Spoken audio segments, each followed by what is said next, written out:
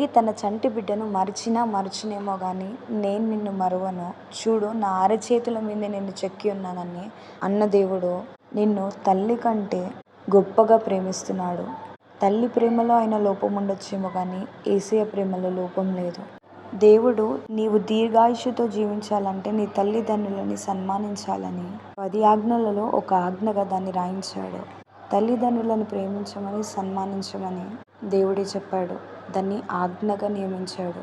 అయితే యేసు ప్రభు నా నామము నిమిత్తము ఒకడు తన తల్లినైనా, తండ్రినైనా, అన్నదమ్ములనైనా, అక్క చెల్లెలనైనా, పిల్లలనైనా, భూములనైనా, ఇండ్లనైనా విడిచిపెట్టిన ప్రతి వాడును 100 రెట్లు పొందును. ఇది కాక నిత్య జీవమును స్వతంత్రించుకొనని యేసు ప్రభు చెప్పాడు.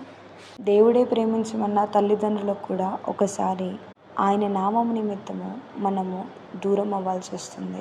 వాళ్ళే మనల్ని అర్థం చేసుకోలేని రోజు వస్తుంది. వాళ్ళు మనల్ని క్షమించలేని రోజు వస్తుంది. వాళ్ళు మనల్ని అసహించుకునే రోజు వస్తుంది. అట్లాంటి సమయంలో వారి పైన తిరగబడక, వారితో వాదించక, వారు నిన్ను విడిచిపెట్టినా సరే దేవుణ్ణి గట్టిగా పట్టుకొని ఉంటే ఆయన దానికి ప్రతిఫలం ఇయ్యక మానడు. ప్రతిఫలము 100 రెట్లు అన్నాడు.